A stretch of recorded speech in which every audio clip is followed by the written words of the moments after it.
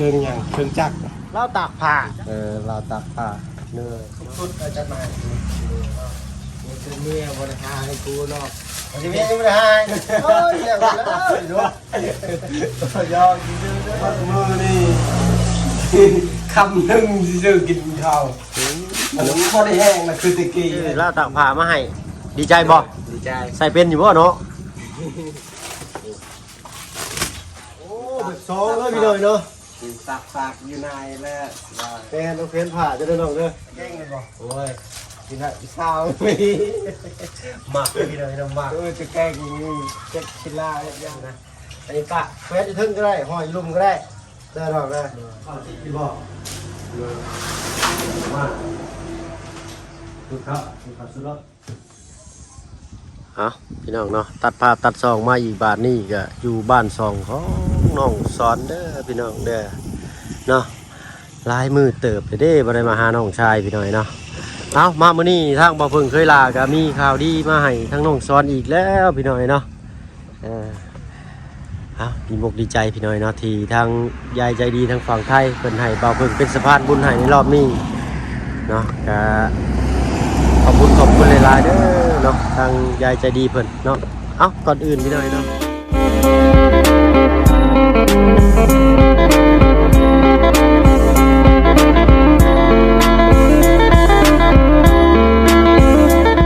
กราบทักทายเนาะกราบทักทายสบายดีผู้ใหญ่ใจดีและเอฟซีเบิร์ดทุกท่านที่เข้ามาหาประชมช่อง YouTube บ่เพิ่งเคยหลายคือเก่าเนาะสื่อบ่งามน้ำบ่คองผู้นี้นี่แหละพี่น้องเอ้ยเนาะแต่ว่าผิดพลาดประการใดก็กราบขอโทษขออภัยนำหลายๆพี่น้อยเนาะโอ้ยเห็นบ้านหลังนี้เลยสะอ้อนพี่น้อยเนาะใหญ่เจินเทินอยู่บรรยากาศก็ดีหน้าทางใหญ่ว่าซั่นซะเนาะริมถนนเลยโอ้ช่วงนี้เพิ่นบ่มีกล้วยขายเนาะน้องชายเนาะ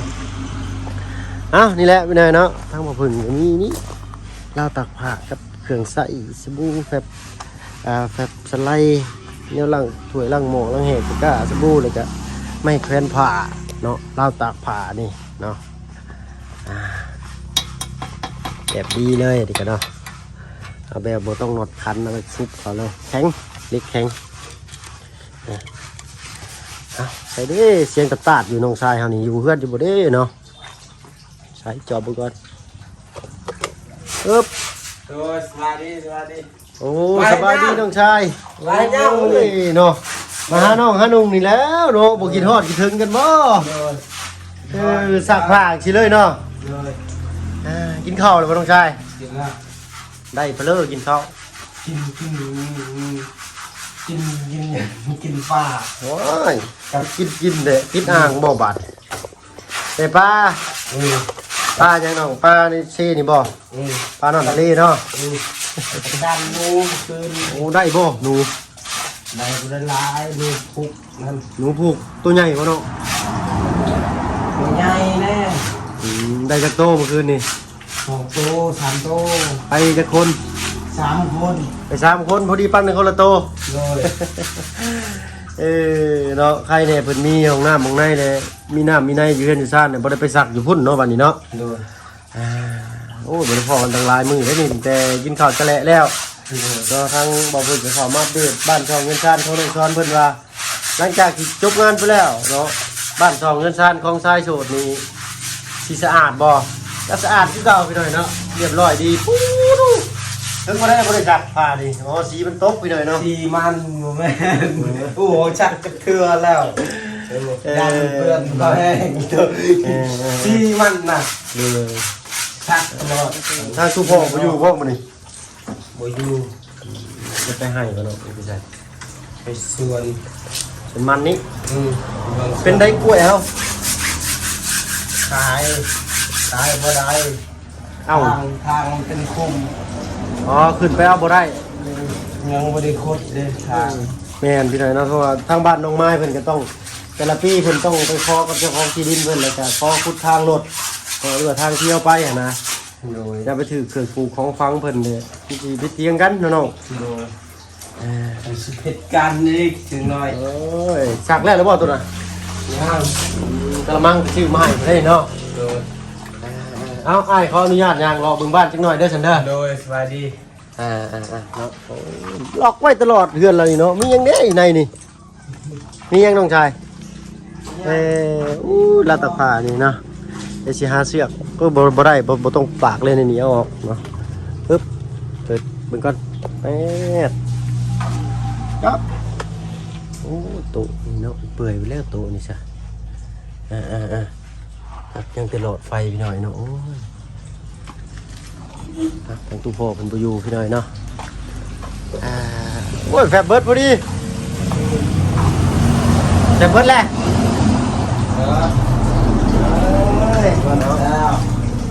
พอดีแล้วสายมีแนวมาให้ได้มื้อนี้ได้ โดย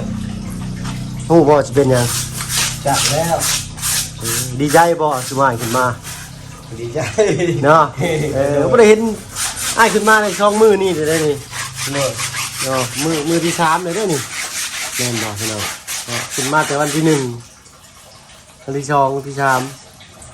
เนาะ2มื้อพี่น้องเนาะหาก็ได้เลยเข้ามาหาน้องชายเพิ่นนะเอาให้ทั้งน้องเป็นซักผ้าซื้อก่อนจังหน่อยเนาะ โดย มีรางวัลมาให้ได้มื้อนี้ได้ โดย เนาะเอาซักเป็นยังเสียงคือเปลี่ยนช่วงนี้ เป็นไง อากาศเปลี่ยนแปลงบ่อยเนาะ กินข้าวมันว่าได้แซ่บปานใดสูงจักเป็นยังการมันบ่ดีเลย ลิ้นมันอยากอาการเปลี่ยนลิ้นอากาศเปลี่ยนแล้วบ่สบายลิ้นเฮาก็อยากเปลี่ยนไป โดย ก็เลยกินหยังก็คือบ่แซ่บคือคนเป็นไข้นี่แหละเนาะเนาะเป็นไข้กินข้าวบ่แซ่บได้ หมดมือนี่คำหนึ่งจะกินข้าวมันพอได้แห้งนะคือตะกี้ให้กินแบบ ตะกี้นี่มีแต่คำใหญ่ กินแบบม้วนเด้ เลย มันบ่ได้เจ็บคอเจ็บหยังเดี๋ยวนี้กินข้าวเนี่ย ตอนตะกี้อันพาเรามาจะไปชวนกล้วยบ่พาเพิ่นไปกินนั่นนี่นั่นเบิด บ่แม่นผู้เดียว 5ถ้วย หลายคนเป็นอยู่บ้านคือการมัน เป็นอะไรไปกินข้าวบ่แซ่บ เป็นไข้นี่ อ๋อเป็นไข่เลยกินข้าวบ่แซ่บโอ้ทางลูกง่ายก็ยังเป็นไข่ เจ็บคอมันจะ ทางเมียอ้ายก็เป็นไข่บางหนึงนี่ก็ได้ลูกก็เป็นไข่โอ้ อั ย นกินชมแช่ตั้งแต่ แม่น มากไอ้นี่กินชมนี่คือมันกินยาจะมันตายก็หายดี ก็เลยบ่เศร้าอยู่เทื่อเสียบัดนี่ หน่อย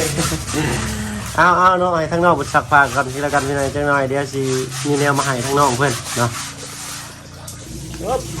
เฮ็ด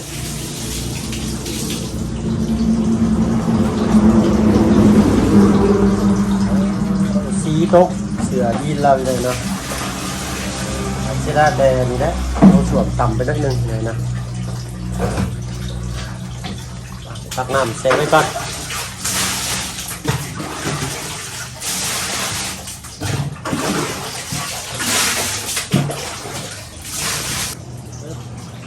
จะปลาพนุ่มบ่โอ้โหหอมไม่ห่อยแล้วบาด อ้าวอยากให้มันคิว แจ็คได้ยินจะบอกพี่หน่อยเนาะไม่กับเพื่อนก็ได้เนาะคนฟังลงกันอีกจักหน่อยพี่หน่อยเนาะ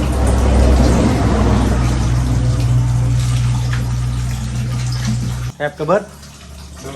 ยังหน่อยหนึ่งเลยสบู่ดิยังอยู่เนาะเอาตากผ้าตากแพทย์ตากใช้เหล้านี่บ่ได้มีไม้แขวนบ่ ผมไม่จับเพื่อนนะ เลยกันเลยเนาะมานี่ไอ้มีแนวสิให้ โดย นี่เบิ่งอยู่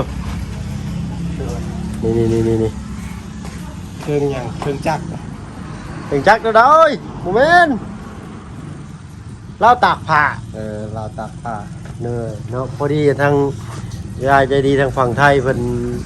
เจ้ายังขาดเราตากผ้าก็เลยให้ทางง่ายเนาะชื่อเราตากผ้ามาให้ดีใจบ่ ดีใจ ใส่เป็นอยู่บ่เนาะ จักแล้ว เอามาพี่ดูง่ายๆเอาฟังนี้ดูง่ายๆว่างพี่เอาอาจจะภาพประกอบย่อเพื่อนหันละ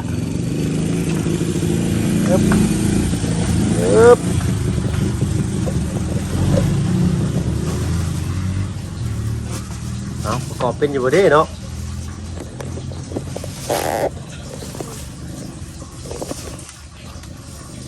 เป็นได้อยู่นี่ อาบน้ำมันคือว่าหมดกัด อันนี้เล่าตักผ่าทางยายใจดีทางฝั่งไทยเพิ่นเนาะให้ทางอ้ายเป็นสะพานบุญให้ซื้อมาให้เจ้าซื้อมาแต่เซโนผู้ใดนี่บ่เดินมาใกล้ๆได้นี่แกะมันอยู่ฮะครับยังไงเนาะอย่าตั้งกล้องเนาะได้ยินนี่บ่เนาะปึ๊บไป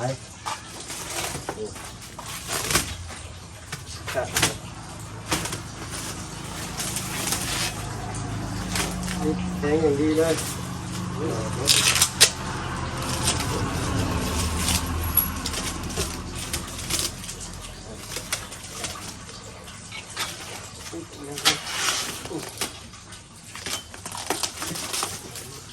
ซีนเลยขักเนี่ยนี่ได้อยู่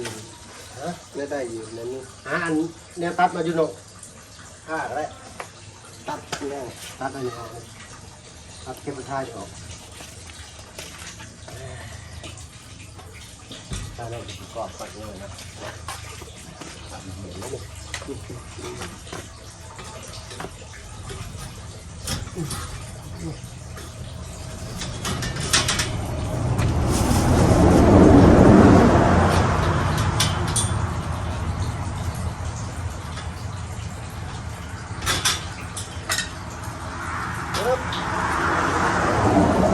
ขับไปดับ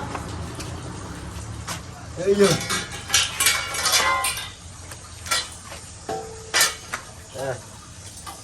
สบาย โอ้แบบสองแล้วพี่เลยเนาะ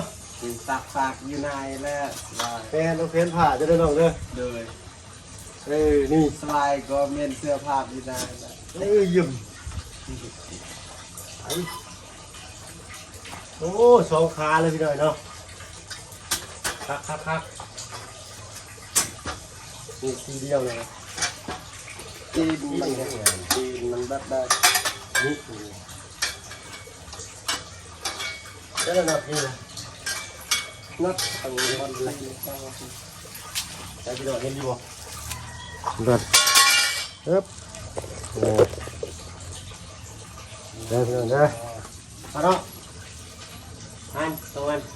ลุ่มเลยเด้อทำก็ได้ขึ้นก็เรือลงดีมันจะวางโค้ง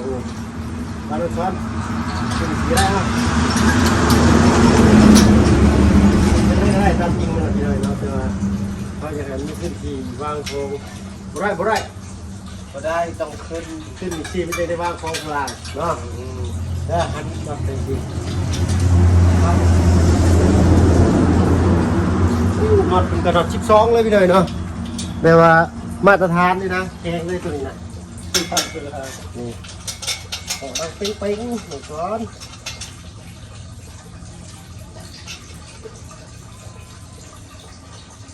นี่จะเจ็บหรอ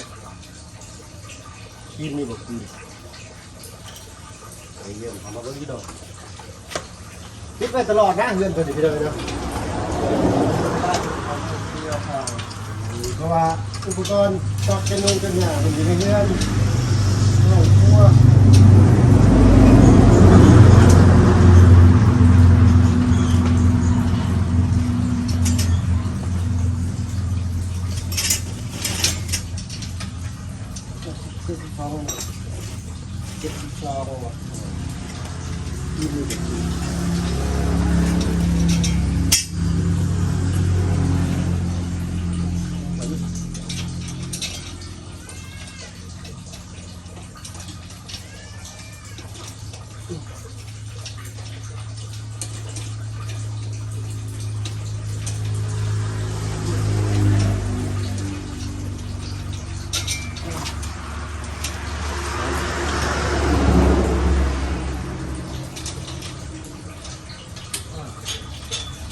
ลูกช้อนจะคิดแล้วแล้วก่อนเนี่ยอันนั้นก่อนไหนมีกระสับกระยาตีตัวดีดุแล้วก่อน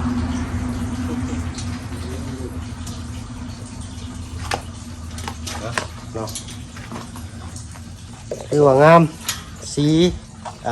เพื่อนสีชังโกพี่น้อยสีเท่าเข้ม มักบ่น้องทีนี่ มาง ามเนาะ งาม อันออกก่อนไอ้กันยังนี่อีกเลยเนาะนี่แทบพอดีเลยเบิดเลยเดี๋ยวได้ต้องตะก้อครับอันนี้หันที่เรื่องแล้วหันที่ลุ่มขอนอดมันเงาต่างกันไอ้นี่ยืนละไอ้กระมีนี้ดีเยอะอีกบาทหนึ่งปั๊บเนาะงามเลือดคุณงามเลือดแต่งคุณปากไว้แต่งถึงได้กระโปรงงามงามที่ภายในเลยเนาะงามอยู่ในจิตในใจผมเป็นยัง สิลายคือแบบวีหมดวีนี่จุดพ่นร้นหมด นี่เดี๋ยวเราสวย เลย ช่องชุดเนาะตัดจะสีไส้ เลย จะไล่พ่อ เลย ทุกชุดอาจารย์มา นี่คือเมียบริหารให้กูเนาะ วันนี้ยังไม่ได้ให้โอ้ยแล้วดูยอมยืนด้วยจะเรียบอ่ะนี่ให้กูได้แล้วลงไปด้วยเนาะนี่อันนี้พี่ตะแกง ด้วย ตะแกงมันบอก โอ้ยกินอะไรข้าวมี หมักพี่เลยนะหมัก จะแกล้งจะสิลายย่างจะเห็นที่เก่าอันละสิลายคือแบบเนาะ น้ำแล้ว เพราะว่า นี่ งามไม่ใช่ ตะแกงบอกเขาด้วยตะแกงว่ะ แกล้ง กี่ไรวะครับเนาะมีทั้งแม่มีทั้งวีมีทั้งสไลด์มีทั้งแฟบในกระสาดก็ได้ไม่แค้นผ่าตากแล้วมีให้กระจัดมาให้อีก2 โลนะ เลย รอบนั้นคือว่าไอ้ซื้อมาให้เนี่ย คือแล้ว เนาะเสื้อผ้ามันจะลายขึ้นแต่มือเนาะหน้าที่ก้อนกล้าซากอย่างดี3 คู่ รุ่นยาวพิเศษได้เนาะของไทยเลยพี่น้องเนี่ยไทยเป็น39 บาท39 บาทแต่ว่าราคาอยู่บ้านเท่านั้น5,000อันนี้นะคือว่าตามมากแกบวกภาษีเพิ่มตัดยิ่งเลยผมก็ได้รับก็ทางที่ไทยที่ไทยของพวกนี้ค่อนข้างถือจะไปเอาในพวกวีพวกกระจกพวกอันนี้นี่นะที่ไทยนี่อันนี้300เนาะตัวนี้เนาะก็300มาเด็ด2อันนี้นะอันนี้ปะแควจะทึ่งก็ได้ห้อยลุ่มก็ได้เดินออกได้อันนี้นะอันนี้ไว้ก็ทรงตัวยาวๆนี่นะได้แล้วบอกได้แล้วบอกได้เอาสั่นเลยพี่นายนะดีใจดำนองคนเป็นไงนะค่อยกับหูกระแจคือกัน กระเจ12เนาะ ค่อยกับหูกระแจคือกัน เอาคอยหันครับเด่นหน้าพี่หน่อยเนาะใส่ผ้าได้ลายอยู่โอ้ยชุดๆเลยนี่ยาว1 เมตรเนาะเมตร1 เมตร20ผู้จักดิ1 เมตร20เนาะโอ้ยเนาะได้2 สั้นเลย2 วักก็สั้นซะทั้งหน้านี่แขวนเสื้อตัวสั้นเนาะข้างในนี่แขวนกางเกงหรือว่าแขนส่งขายาวจังหน่อยพอแล้วหันแน่นลายเยี่ยมมันจะดูข้างนั่นมันเยี่ยมเดี๋ยวบัดให้นักสอนประหารแล้วได้เชียร์นักสอนพาเขาไปเบิ่งห้องผู้บ่าวอีกนะเป็นอะไรดิห้องผู้บ่าวนี่ขนมเปิดห้องเปิดหูไปใช่ไหมห้องผู้บ่าวอุ้ยเก่งมันแล่นบาดนี่เนาะอันนั้นจะได้ตัดออกเด้อน้องเด้อมาวะเอาเข้ามาอันนี้มาไอ้เนาะคนข้างเยี่ยมไปอุ้ยเนาะกล้ามเป็นมันมัดมายืมมันก็ต้องช้อนกล้ามจะแบ่งง่ายน้ำเลยผมมีกล้ามมีแต่กล้างเอาไว้นี้ไว้ใช้จะหมักจะหมักสิทาหมักก็หมักจะแต่เขาเนี่ยเปิดไฟกันมันสีตันประตูแล้วนะเปิดประตูได้ฉาบไรเลยนะพี่ เปิด ข้างนี้บ่เอาไว้ข้างนั้นบ่ แข่งนี้เพื่อคนเด้อ นี่เอามาไว้อย่างนี้ เชียวหน้าตาคนเดี๋ยวมีจำคน โอเค มันเสียวหน้าตาคนเด้ โอเคแล้วแต่ผมมักอันนี้แกะออกเลยน้อง โดย ป้าเอาของมาอีกเอาของเบิดก่อนเอาใส่ไปอึบเอาแม่วีนี่วีบ้านเจ้าเอิ้นหยังก็ จีก ฮะ จีก จีกโอ้ยสิบ่ขาดบ่จีกเนาะถุงพลาสติกหรือว่าถุงยางนั่นก็เก็บไว้ใส่ จีก ข้าวใส่ของก็ได้เอ้าใส่เอาอันนั้นดูเอาลงแขวนอ้ายเบิ่งอยู่ห่ะ ตัวนี้ แมนใส่ แล้วนี่ ชักเลยบ่ เออ เห็นเด้อ วานนี่ วานนี้ 2ตัว เอาสั้นเลยเด้อพี่น้องเด้อเนาะอยู่กับน้องซ้อนมื้อนี้เนาะใส่น้องแฟนเบิ่งเข้าชิดดีบ่มาดูครับดูครับสุดยอดงามนี่เลยเนาะขอบคุณทางใหญ่ใจดีเพิ่นเนาะ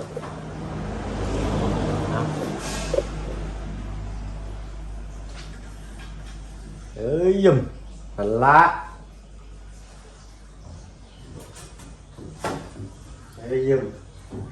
เป็นบ่ แหมเอาจบแฟนฝ่าใส่ที่อยู่พักรถแหละเอาอันแกะออกอันนี้ เดี๋ยวเลย จะเย็นไงเอาแฟนผ่าเราจะได้แค่แต่ก็ลูกมึงทุกเนาะ ขนาดอย่างปลาส่งเสื้อส่งตัว ตู้แฟนไว้เป็นระเบียบได้ดอกเสือมันก็บ่ยับเด้ ส่งตัว ส่งวันนี้จะส่งขาดเข้าไปเลยเนาะวัยรุ่นล็อกว่าซั่นเอาแล้วแต่สไตล์ผู้ใดผู้เพิ่นไปเลยเนาะมักไปมักเพิ่นเนาะตะกี้ไอ้ก็มักใส่ขนาดแล้วจริงๆเงินคาเด็บเลยก็ขาดเข่าโอ้ยขมือนี่แล้วขมือนี่พูดเอาไว้ถึงบ่เนาะส่งอ้าวแขนก็บ่เป็นโอ้ยแล้วกันแขนผ่าก็บ่เป็นเบิ่งไอ้สิบอกนะนี่ก็ปั๊บนี่แม่ เนี่ยส่วนมากทั้งบ้านเพิ่นสิบ่ค่อยได้ใช้ไม้แขวนไปเลยเนาะฟาดเปลือกไปตามเหมือนเชือกนี่คุณบอกนี่แหละ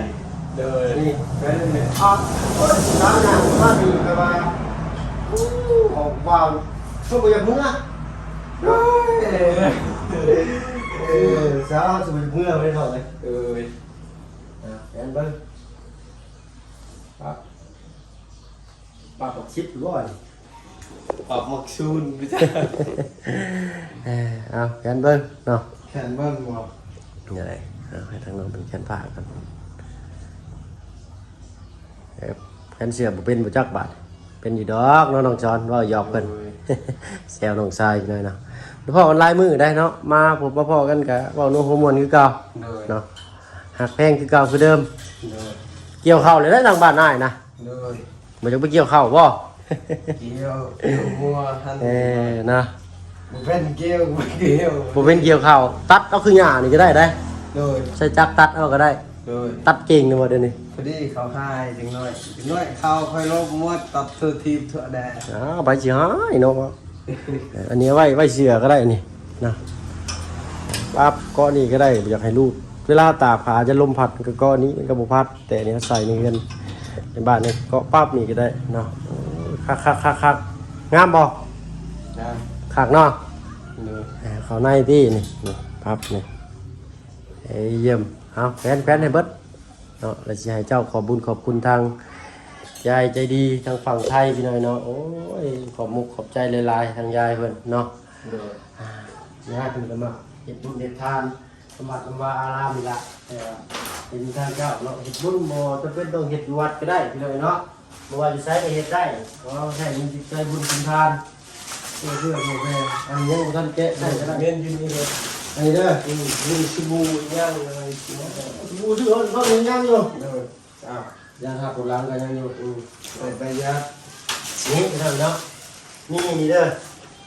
มีทั้งสนอกสไลด์หลายอย่างเนาะไม่กุ้งไม่แฟนลาบกับพงกับผ่าเวนแต่ตรงนี้พอดีแต่ตัวส่วนรถตักผ่าก็ได้เอาเนาะนี่แต่ถ้าพี่มานั่งขอบมุกขอบใจทั้งคุณยายเพิ่นทั้งนี้ถ้านั่งหันก็ได้เนาะ เลย เนาะเอาอย่างเนาะ ก็ทั้งหมดทั้งมวลนี่ก็บ่แม่นของอ้ายดอกเลย โดย เป็น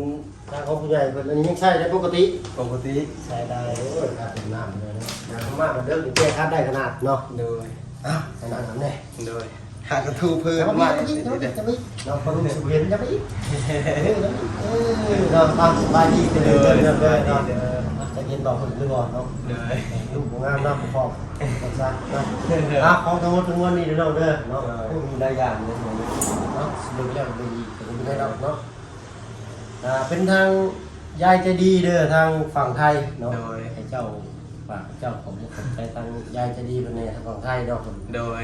เนาะ โดยขอบใจละลายเด้อทางยายใจดีอยู่ภาคไทยก็ให้อยู่ดีมีแห้งเด้อก็ให้สุขภาพแข็งแรงเด้อก็ให้แข็งแรงตลอดไปสู้ๆเด้อคมเจ็บที่ได้คมใครจะมีเด้อก็ให้สุขภาพแข็งแรงเด้อขอให้หมดบานแข็งแรงหมดเด้อ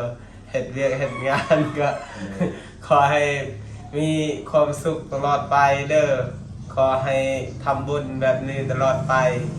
เพื่อจะมีอนาคตจะได้มีบุญคือเขาเด้อใช่เด้อ เนาะ โดยสาธุ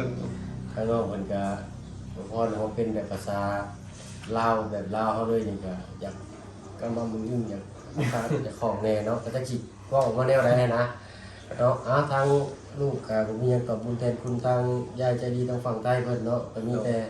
คำเว้าคำจาคำอวยพรโดยใช้เนาะความเจ็บอย่าสุดได้ความไข่อย่าสุมี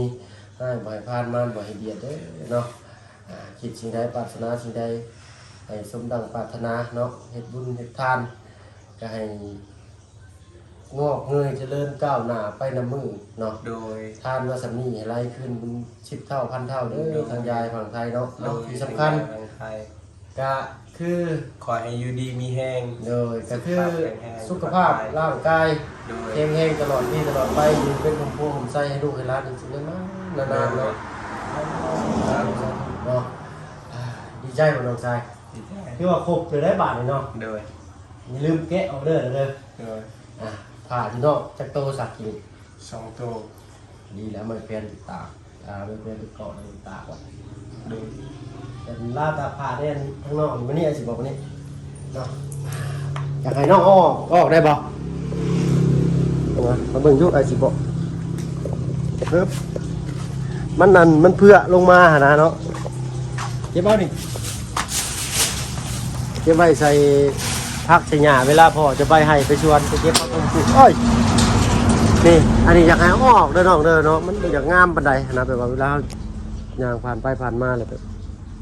มันสิถุยเพิ่นนะ โดย แต่ทางบ้านเพิ่นก็บ่มีไผย่างไปเที่ยวพี่น้อยเนาะมีแต่เพิ่นกับครอบครัวแหละแต่ว่าอยากถ้าว่าตั้งว่าเฮานะพี่น้อยเห็นแล้วก็อยากให้เก็บออกเนาะ โดย คือว่าเอาแล้วแต่น้องมันสะดวกพี่น้อยเนาะเอามื้อหน้าไปหาไม้มาไว้เด้อ โดย เอาจัก3-4 ลำก็ได้นี่แล้วสิพาเฮ็ดอันนี้เด้อ โดย เนาะ โดย มันบ่มีฝนเลยตั้งรักขึ้นหั่น2รักเพราะได้ตากผ้าอันน่ะตากอยู่หั่นก็พอดีกระเทินเนาะ โดย เป็นอะไรของกันของครัว โดย ยังหัวคือเก่า โดย เนาะอันนี้ได้จ้ะเบิ่งสิเบิ่งเข้าไปเบิ่งอุปกรณ์น้องชายเขาอีกก่อนพี่น้อยเนาะปึ๊บเดี๋ยวตัดยงตัดหญ้านี่เด้นี่เนาะเพิ่นก็ไว้เป็นระบบระเบียบอยู่เด้พี่น้อยเนาะทางว่าเพิ่งซื้อตะขอก็อันแนวห้อยในห้องน้ำให้บ่มีเอาตะขอตัวเอสเนาะนี่ว่าสิให้น้องเพิ่นมาติดใช่ซี่นะพี่น้อยเนาะนี่เอาตอกใจนี่หรือว่าเด้อได้พี่น้องเนาะเอาตอกใส่พลังนี่ก็ได้เนาะเพราะได้ห้อยผ้า